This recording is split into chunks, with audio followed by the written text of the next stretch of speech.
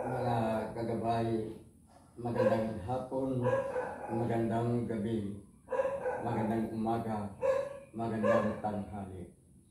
Saan man tayo naroon, ano man ang ating mga ginagawa, una at higit sa lahat, ating ialay ang ating mga sarili sa ating Panginoon. Sa loob lamang ng ilang mga sandali, ating damhin ang presensya ng Diyos. Ating mapapasa atin ang kanyang biyaya, ang kanyang pagmamahal, ang kanyang pagbiyaya at kanyang kapayapaan. Ang kapayapaan ng Ama, ng Anak, at ng Espiritu Santo. Nabubuhay at naghari, iisang Diyos, magpasawalang hanggan. Mga kagabay, paulit-ulit natin sinasabi na ang sino mang mapagmataas, ibabagsak. Ang sino mang magpapakumbaba, itataas. Sa madaling salita, kapag ang isang tao ay nasa taas, wala siyang pupuntahan kung hindi ang pagbagsak. Kung siya naman ay nasa ilalim, darating at darating ang araw na siya ay itataas. Sapagkat naniniwala tayo na ang buhay ng tao ay parang gulong. Kaya nga mayroon tayong tinatawag na ang gulong ng palad. Mayroon tayong tinatawag na rotary wheel. Gulong. Ang gulong, minsan nasa ibabaw, minsan nasa taas. Umiikot. Yan ang dapat natin tawag. At pagmamataas o ang pagmamayabang ay isang kasalanan dahil sa sobrang natin pagmamahal sa ating sarili. Ang akala natin, ang paniwala natin para sa atin, walang nakakahigit sa atin. Tayo ang pinakamataas. Ang tingin natin sa ating kapwa ay napakababa. Ito na, masyado tayong judgmental. Halimbawa, nakakita tayo ng isang gusin, iiwasan natin. Dahil sa ito ay mahirap.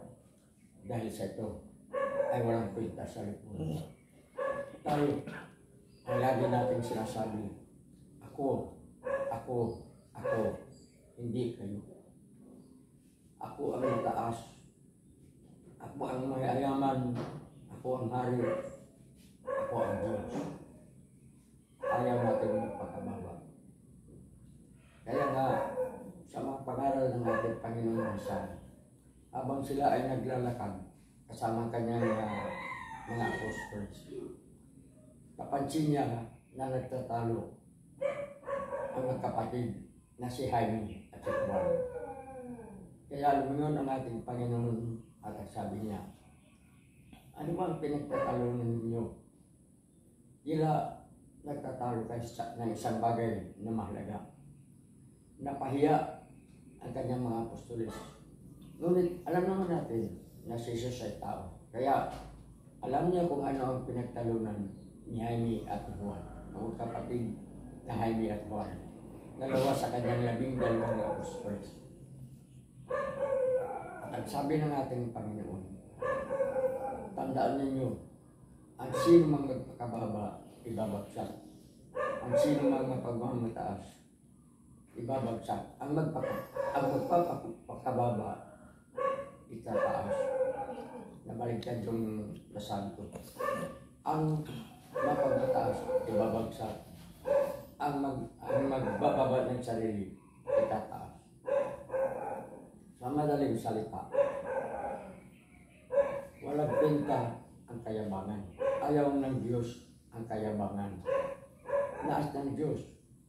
Natularo natin siya sa kanyang kababaang loob. Sa kanyang pagiging mabait. Sa kanyang pagiging maawain. Inuunawa niya ang kapwa. Hindi niya sinasabing siya ang nangunguna. Kaya nung bago ang kanyang kamatayan, ng gabi bago ang kanyang kamatayan, kumuha siya ng tubig, nilagay niya sa panggana. Kumuha siya ng malinis na basahan. Inugasan niya ang mga paa na kanyang mga apostoles. Pinunasan niya, nilinis niya mabuti.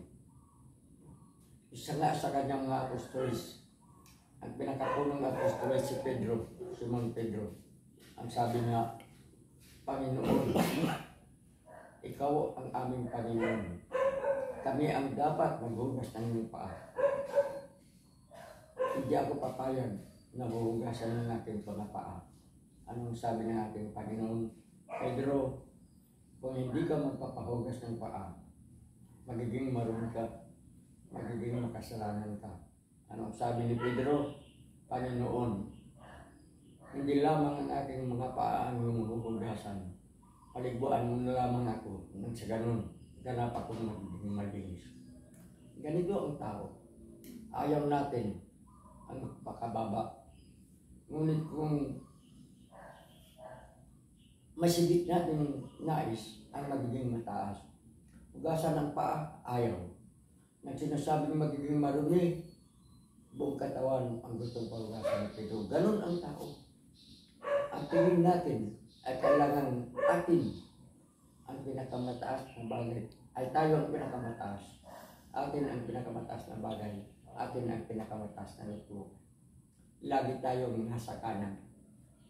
Ayaw natin sa kaliwa. Ayaw natin sa baba. Kaya marami ang nasisira dahil sa pagiging mataas, sa pagiging mayabang. Naalala natin ang kwento ng isa nating kaibigan, isang kasama natin sa hanap buhay.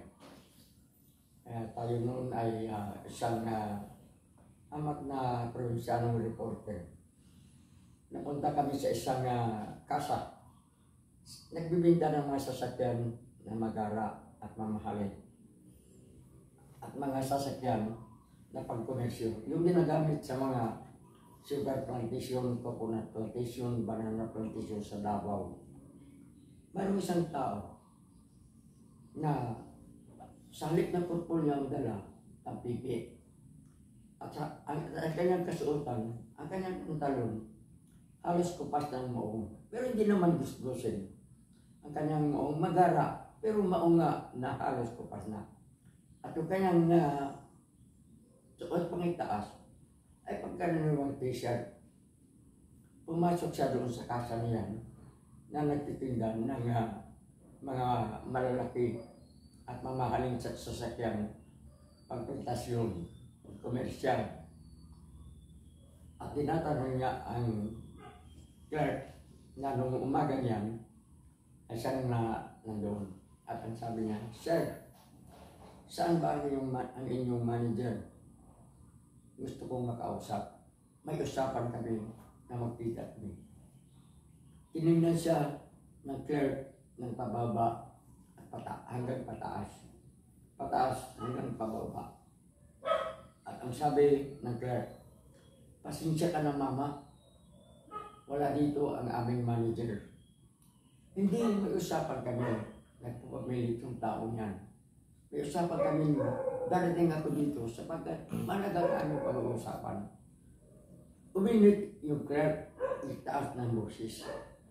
At nung oras na yan, yung manager nasa loob na pala ng kanyang opisina.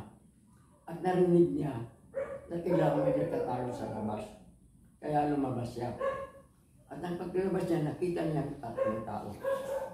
At ang sabi niya, ay sir, halika na, pasok ka. So nabigla yung clerk. Nang umalis na yung tao, tinawag ng manager ang clerk. At ang sabi, mapalad ka at mabait ang tao niyan. Yan ang may-ari ng Dole Pineapple Philippines sa Davao. Bumili yan ng sasakyan. Ngunit dahil sa kanyang pakiusap, huwag ka daw alisin sa trabaho mo. Mapalad ka. Ayan ang isang aral na dapat natin matutunan. Napakababa, nakatampipi, nakagusgusin mo. Ngunit napakayaman.